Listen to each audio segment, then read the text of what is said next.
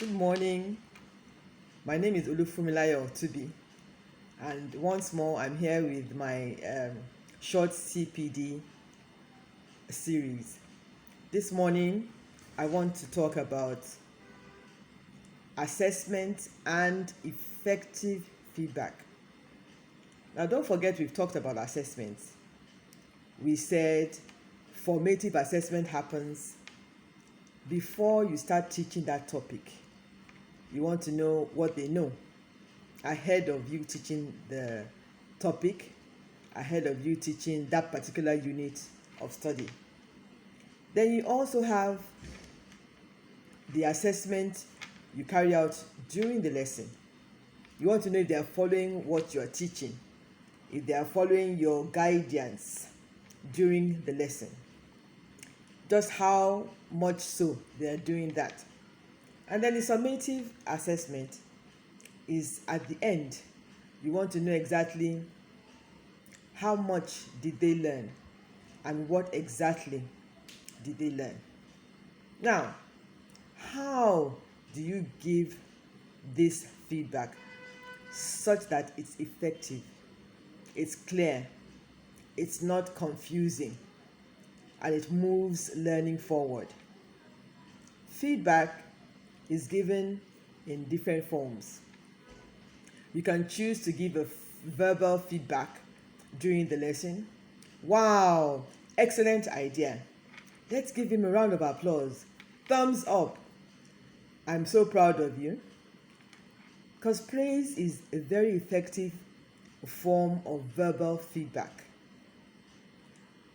Some people think that, no, I'm not going to let his or her head swell, so I won't do that.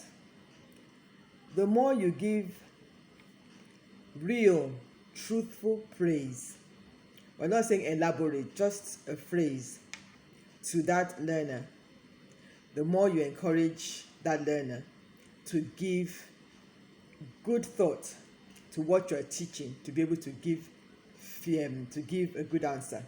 Then you have the graphic feedback, even for adults. When I mark lesson plans and I put a star, teachers tend to want to, get more stars, even though they're adults. Talk less of the children. They want to see smiling faces, they want to see comment stickers that say they're on the right track. Then you have the written feedback. A lot of schools now have had the midterm tests, and they've been marked. How do you mark? Do you just tick? We talked about this earlier on, about the tick teachers. They just tick and put the date. Remember, feedback after assessment needs to tell the learner just how well he or she has done and what he or she needs to work on to even get a better grade. Even if the person got 20/20, is his or her handwriting okay? What about the grammar? What about the punctuation? What about the date? What about stretching that particular learner even more?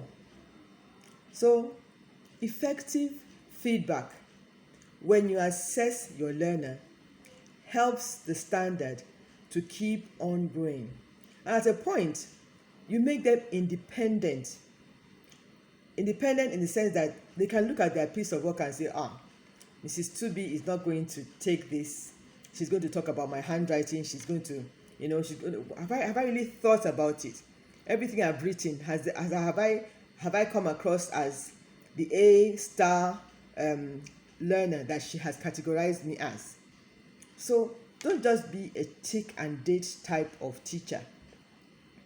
Have assessment done with a view to knowing exactly how much, what exactly, what next.